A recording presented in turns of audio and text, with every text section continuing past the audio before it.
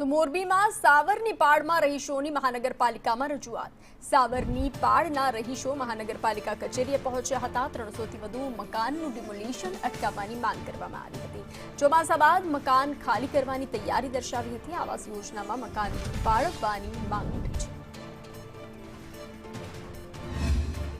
અત્યારે હાલ બધાય જોવે છે અત્યારની કન્ડિશન પ્રમાણે આ ચોમાસું હાલી રહ્યું છે, તો અત્યારે આ ડેમોલેશન કરે તો આ લોકો આટલા જે 400 થી 500 ફેમિલીઝ છે, જેમાં બચ્ચા આવે, બુઝુર્ગ આવે, માંદા આવે, નબળા આવે, કોઈની અત્યારે એવી ફિઝિકલ કન્ડિશન પણ નથી કે એમના ફેમિલીને રહીને અત્યારે ઇન્સ્ટન્ટ બહાર વયા જાય, કે એમની પાસે કોઈ એવું ઓપ્શન નથી કે એમની ફેમિલી માટે બીજું કંઈ ઓપ્શન કંઈ કરે કે એમની બીજી ફેમિલીને બીજી જગ્યાએ રહેણાંકમાં વિસ્તાર કરાવે। તો ત્યારે ડેમોલેશન કરે તો અમારી ફેમિલી હરાજ પડી જાય છે, એવી અમારી સિચ્યુએશન છે। અને માંદાઈ નબળાઈ બધી કોર એવી છે કે અમે ખાલી રિક્વેસ્ટ કરી છે કે તમે લોકો ખાલી ચોમાસા પ્રમાણે ચોમાસું જ્યાં સુધી ના ટળી જાય ત્યાં સુધી અમારું ડેમોલેશન તમે લોકો રોકી નાખો। આજે તમામ લોકોને સાથે લઈને મેયરશ્રીને રજૂઆત કરી છે કે સાવરના પાળનો જે વિસ્તાર છે એ લોકોનું જે મકાન હટાવવાની વાત છે એને આ ચોમાસાની સિઝન છે, ઘણા બધા દર્દીઓ છે વિસ્તારમાં રહે છે, એવા લોકોને અત્યારે ચોમાસાની સિઝન પૂરતી માફી આપવામાં આવે અને ચોમાસા પછી આ ડિમોલેશન કરવામાં આવે। બીજી વાત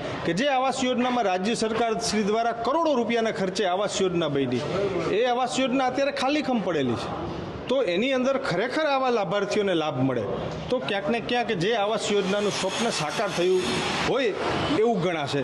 ત્યારે આવી આજે મેયરશ્રીને રજૂઆત કરી છે।